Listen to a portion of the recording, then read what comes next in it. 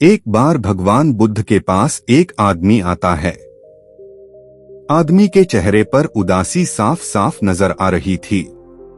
बुद्ध ने उसको देखते ही उससे पूछा, बताओ तुम्हारे दुख का कारण क्या है।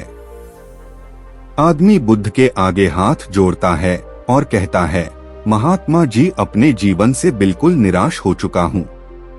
मेरे जीवन में कोई भी खुशी है ही नहीं। जो सोचता हूँ वह कभी होता ही नहीं।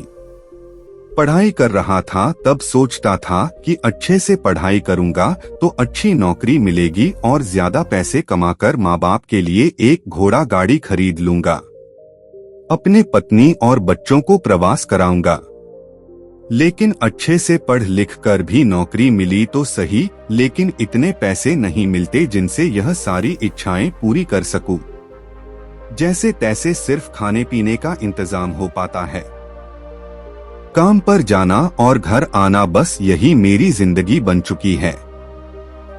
आदमी की बातें सुनकर बुद्ध उसको पास के एक बगीचे के नजदीक लेकर गए। बुद्ध ने उस आदमी से कहा कि मैं तुम्हारी सारी समस्याओं का हल बता दूंगा, लेकिन उसके लिए तुम्हें मेरा एक कहा मानना होगा। आदमी ने कहा वह हर बात मानेगा। तथागत उसे एक पास के फूलों के बगीचे के पास लेकर गए।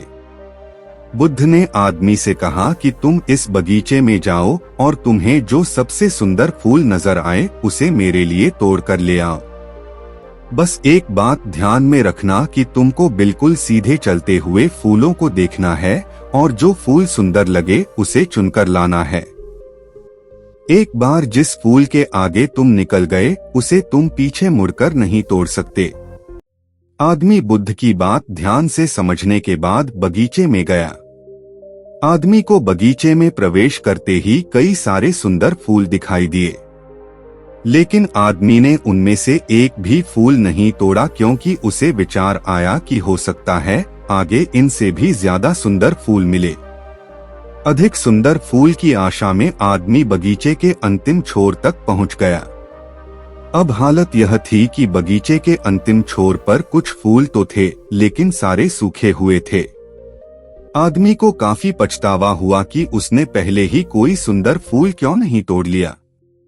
उस आदमी के पास अब सूखे हुए फूल में से फूल तोड़ने के अलावा कोई रास्ता नहीं बचा था। उसने एक सूखा फूल तोड़ा और बुद्ध के पास वापस लौटा।